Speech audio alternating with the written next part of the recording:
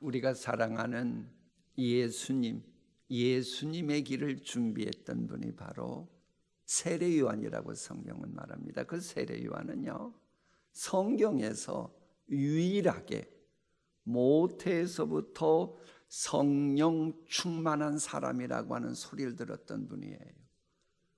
세례 요한 외에는 없습니다, 성경에. 저렇게 대단하신 분. 그러면 그 세례 요한의 무엇 때문에 그는 그렇게 살아왔습니까? 택한 백성을 하나님께로 많이 돌아오게 하겠습니다.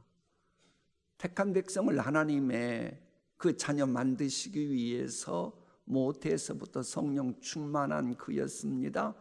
그 세례 요한이 공식적인 사역을 하면서 예수님을 최초로 만났을 때에 최초로 했던 고백이 저겁니다.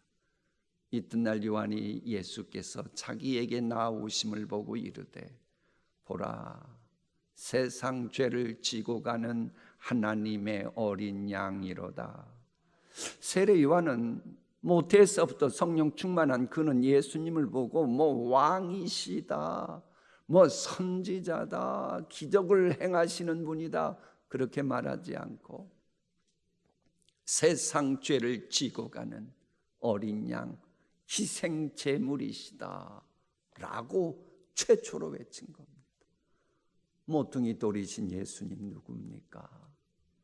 희생 제물이신 예수님이십니다. 여러분, 이 표현 속에는 구약 전체의 제사 제도와 구속의 역사가 모두 담겨 있습니다.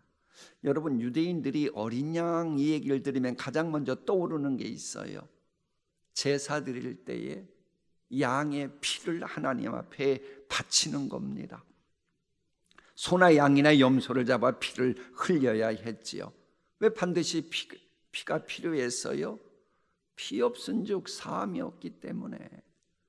원해서 졌건 몰라서 죄를 졌건 죄가 있으면 반드시 죄값을 치르기 위해서 죄의 삭은 사망이기 때문에 죽어야 하는데, 우리 대신 양이 대신 죽어준다. 이게 바로 양이 피를 흘린다 그 말입니다. 물론 여러분, 양의 피는 진짜 어린 양이 오실 것을 예표하는 그림자에 불과합니다.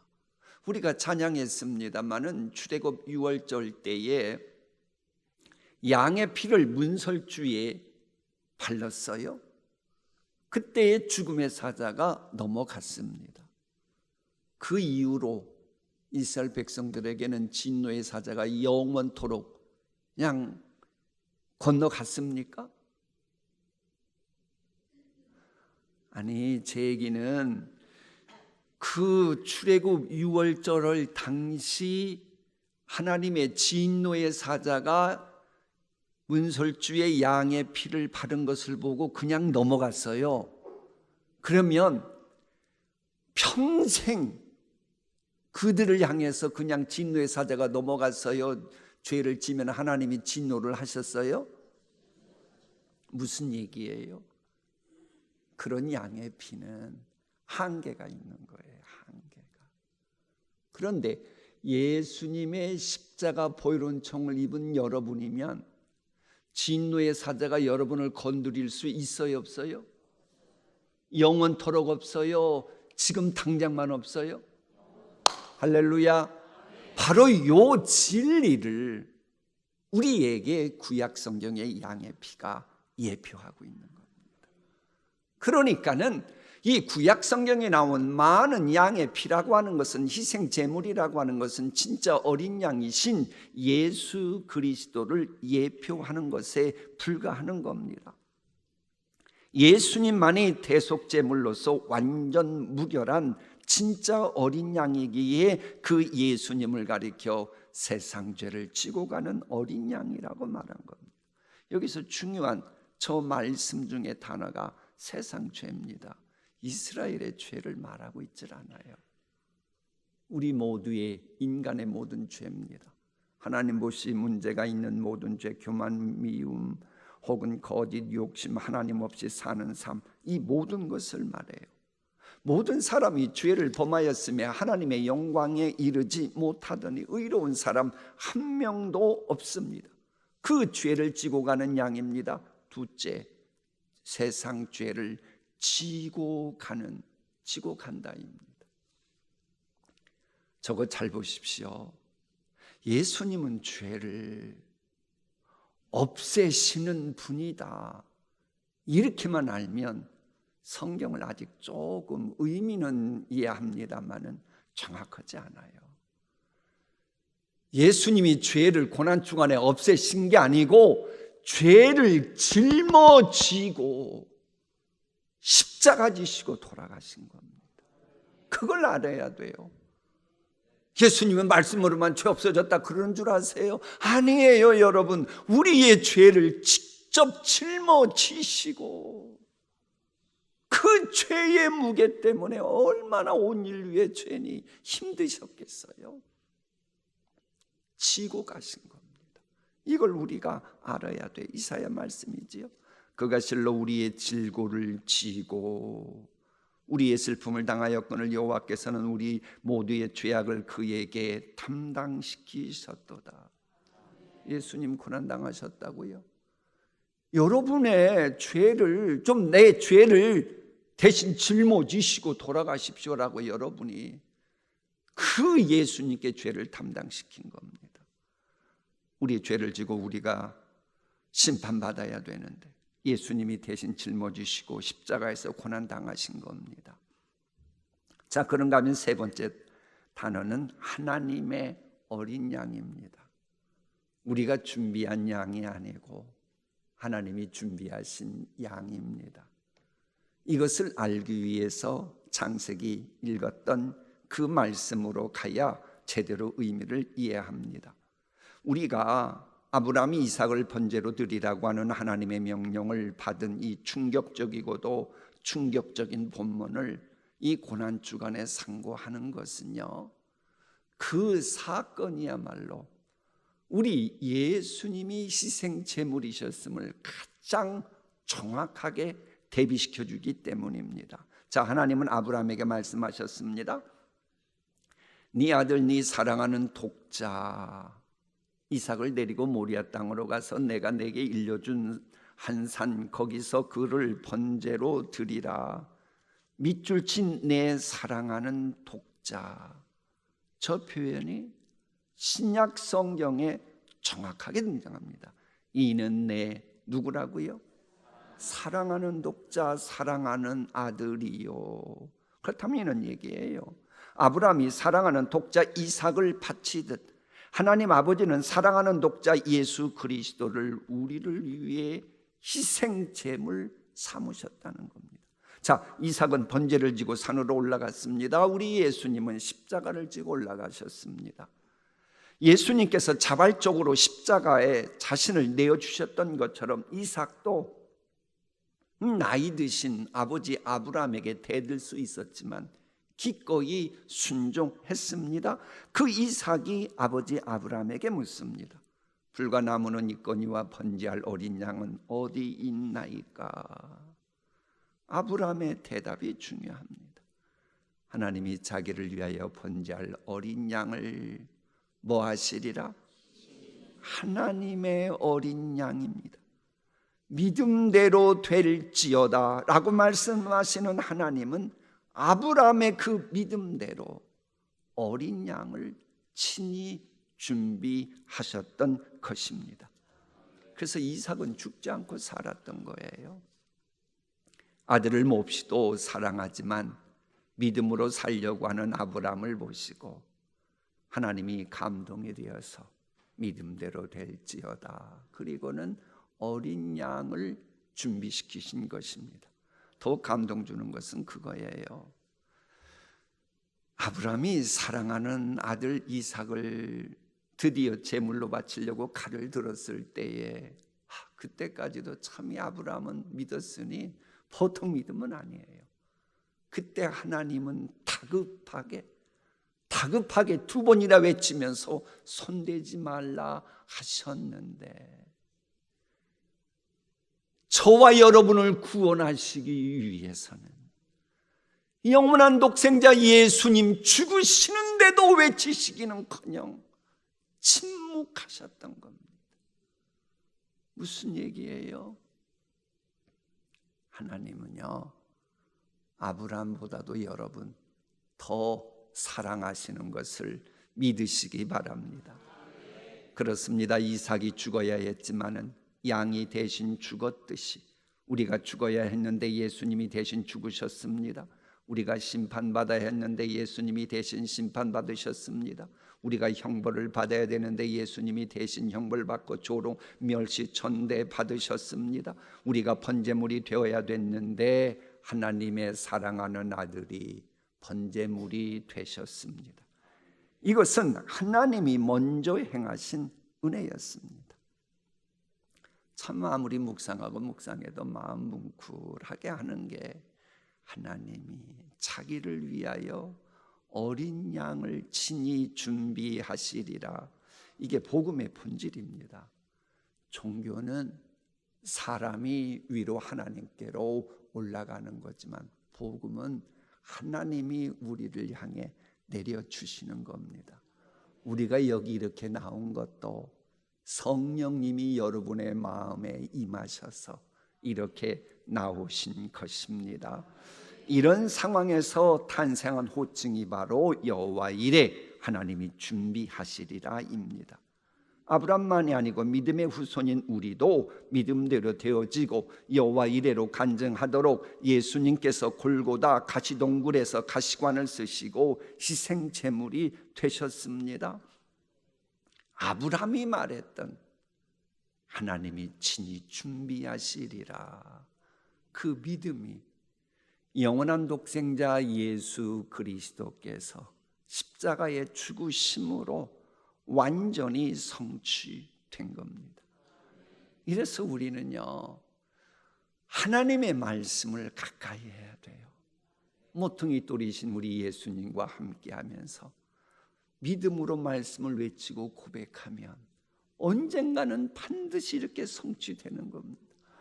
아브라함이 모리아 산에서 하나님이 친히 양을 준비하시리라, 그 고백이 시마다 때마다 열매 맺고 예수님을 통해서 완전 무결하게 성취될 걸 누가 알았겠습니까? 할렐루야. 이런 하나님 정말 믿으십니까? 기독교 신앙의 핵심이 이겁니다. 우리가 하나님께 무엇을 드리냐가 아니고 하나님이 나를 위해 무엇을 준비하셨느냐, 이걸 믿음으로 바라보고 영원한 독생자까지 나를 위해 희생제물 삼으신 우리 주님 사랑합니다, 사랑합니다 하며 우리는 살아가야 돼요. 이런 하나님의 사랑을 아시기에 독생자 우리 예수님께서도 말씀하십니다. 나는 선한 목자라. 선한 목자는 양들을 위하여 목숨을 버리거니와. 자, 희생제물이신 예수님을 양으로 비유하시다가 갑자기 당신 스스로 선한 목자로서 목숨을 버리신다고 말씀하시는 겁니다. 왜? 어린 양이라고 하는 것은 어쩔 수 없이 용어상 한계가 있기 때문이에요. 그래서 히브리서는 오직 하나님 되신 예수님만이 예수 그리스도의 몸을 단번에 들이심으로 말미암아 우리가 거룩함을 얻었노라. 오직 그리스도는 죄를 위하여 한 영원한 제사를 드리시고 하나님의 우편에 앉으사 거룩한 자들을 한 번의 제사로 영원히 온전하게 하셨느니라. 밑줄 친 대로 단 한 번의 희생 제물이 되심으로 여러분을 영원히 온전하게 하실 예수님이 되셔야 했어요. 근데 어린 양이라 그러면 어쩔 수 없는 어감상 한계가 있는 거예요. 그래서 예수님은 당신을 길이요 진리요 생명이시다, 혹은 포도나무시다, 세상의 빛이다. 이것도 역시 왠지 모르게 인격적인 감이 오질 않아요. 그래서 하나님이 추가하십니다. 온전케 하는 일이 성취되도록 예수님 당신은 양을 위해 희생하실 수 있는 인격적이신 선한 목자다라고 말씀하시는 겁니다. 우리에게 적용시킵니다.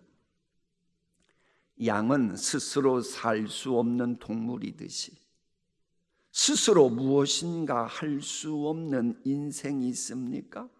그런 심령일지라도 예수님을 모퉁이 돌 삼은 성도라면 무엇인가 할 수 있도록 인격을 가지신 선한 목자 되신 예수님이 목숨까지 버리셨으니 부활 신앙을 가지고 다시 나아가라고 하는 겁니다. 방향 감각이 약한 양처럼 갈 바를 알지 못하는 인생일지라도 예수님의 지체된 우리로 하여금 가야 할 길을 걷도록 선한 목자 되신 당신이 목숨까지 버려주셨다는 거예요. 스스로 먹이를 잘 탈지 못하는 양 같은 인생일지라도 예수님을 바라보는 심령이라면 먹고 사는데 지장이 없도록 맹수로부터 자신을 보호할 힘이 없는 양처럼 늘 손이 가야만 하는 좀 그렇고 그런 인생일지라도 우리 주님은 우리를 약속의 산지로 인도하시기 위해 목숨까지 버리신 선한 목자 되신 예수님이시라는 겁니다. 그래서 우리가요 이렇게 희생제물이 되신 예수님 어린 양이면서 선한 목자 되시다 그러면 이제 우리 마음에 이게 믿어지는 것만큼 얼굴이 편해지고 환해집니다. 이 메시지는요 구약에서부터 실은 관통된 메시지입니다. 우리는 다 양 같아서 그릇 행하여 각기 제 길로 갔거늘 스스로 하나님께 갈 수도 없고 스스로 죄 문제를 해결할 수도 없고 스스로 영원한 생명을 얻을 수도 없는 문제가 많은 존재입니까? 그럴지라도 그처럼 문제 많은 날 위에 희생 제물이 되신 예수님 믿으면 문제가 하나씩 둘씩 해결돼요. 왜? 그 문제를 옥조우고 있는 그것을 허락하는 진노의 사자가 그 주님의 보혈 은총을 보고 넘어가기 때문입니다. 이래서 양을 위해 목숨까지 버리시는 선한 목자이신 예수님을 바라보라고 하는 겁니다. 근데 여기서 우리가 알아야 될 게 있어요. 목자 바라보라고 목사 바라보라는 게 아닙니다. 무슨 말인가 알아요? 이걸 잘못하니까 이단 사이비들이 넘어가고 싹군 목자들이 태어나고 만들어지고 그러는 거예요. 목사를 통해 말씀하시는 예수님만이 선한 목자이십니다. 세상 목자는 양을 이용해서 돈 벌어 먹고 양털을 얻으려고 그러고 고기를 얻어 먹으려고 합니다. 그러나 예수님은 양을 이용하는 목자가 아니라 양을 살리기 위해 목숨까지 버리실 수 있는 목자셨습니다. 우리가 죄로 인해 죽어야 했는데 예수님이 대신 죽으셨습니다. 우리가 심판받아야 됐는데 예수님이 대신 심판받으셨습니다. 그 선한 목자 되신 예수님은 지금도 하늘 보좌 우편에 계시면서 우리를 위해 중보기도하면서 우리를 인도하시는 거예요. 그래서 우리는 지금 한국 교회에 막 이상한 그 목회자들 때문에 말이 많은데 진짜 목자인지 가짜 목자인지 아는 기준은 뻔해요. 그의 입에서 나오는 예수님이 선한 목자 되신 그분 얘기를 많이 하면 그건 진짜고 자꾸 설교를 통해 가지고 딴짓하면 그것은 가짜 목사고 분명한 건 뭐냐? 선한 목자 되신 우리 예수님과 동행하면 여호와는 나의 목자시니 내게 부족함이 없으리로다 라고 고백할 수 있는 거예요. 이런 고백을 하면서 신앙생활하고 싶습니까? 모퉁이 돌이신 예수님은 선한 목자이시면서 도시에 세상 죄를 지고 가시는 어린 양이신 분입니다. 그 예수님이 나를 대신하는 희생 제물이 되셨다. 이 진리부터 믿어야 돼요. 그게 제대로 선한 목자 되신 주님 따라가는 첫걸음입니다. 이스라엘 백성이 유월절 때 한 일은 다른 거 없었잖아요. 양을 잡아 피를 문설주에 바르라고 하는 말씀 믿고 그대로 했더니 그 피를 보고 심판이 넘어갔듯이 예수님의 피가 우리에게 있으면 우리에게 있는 죄악이 무엇이든 심판이 넘어가는 거예요. 심판이 넘어가니 푸른 초장 쉴만한 물가로 인도함 받는 일이 시작되니 그러니 내게 부족함이 없다는 고백이 저절로 터져 나오는 거예요. 그래서 주님이 오시는 길을 예비하는 자인 세례와는 외칩니다. 보라, 보라. 보라, 세상 죄를 지고 가는 어린 양을 했어요. 보라, 저분이 왕이다, 저분이 선지자다, 뭐 그런 의미가 아니고 보라, 저분이 너의 죄, 너희 가정의 죄 담당하시고 희생이 되시는 어린 양이다 말씀하시는 거예요.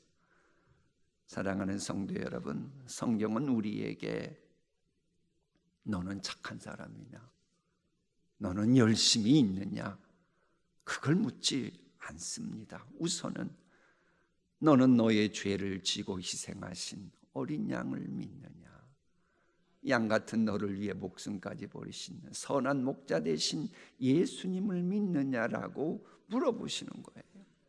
자, 마무리하겠습니다. 우리가 세상 살기가 힘들다 그럽니다. 그러면 세상의 모든 것 다스리시는 분은 누구예요? 하나님. 그럼 하나님이 우리가 사는 것을 힘들게 지금 만드시는 걸까요? 그럼 왜 우리가 세상 사는데 힘들까요? 우리의 짐을 지고 희생양 되신 예수님, 선한 목자 되신 예수님과 떨어져 있기 때문입니다. 신앙이란 다른 게 아닙니다. 목자 되신 예수님 따라가는 거예요. 양이 되어가지고 여우 되지 마세요. 양이 되어가지고 늑대가 되지 마세요. 양이 되어가지고 곰이 되지 마세요. 그저 목자 되신 예수님 따라가면 선한 목자 되신 주님이 모든 것 책임지십니다. 예수님은 우리에게 무엇을 요구하시기 전에 먼저 우리를 위해 목숨 버리셨잖아요. 우리를 위해 죽으신 목자, 우리를 위해 부활하신 목자, 지금도 우리를 인도하시는 목자, 마지막까지 우리를 천국으로 인도하실 목자, 그분이 바로 선한 목자 예수님이십니다. 그러므로 우리의 신앙은 무엇인가 열심히 뭐뭐 한다는 게 아니라 일단 목자의 음성을 듣고 따라가는 겁니다. 오늘도 너무나 많은 일을 하려고 그러지 마세요. 주님이 날 위해 고난당하신 날 내가 뭐뭐 하겠다 그러지 말고 목자 되신 주님의 음성 따라가는 겁니다. 내 양은 내 음성을 들으며 나는 그들을 알며 그들은 나를 따르느니라.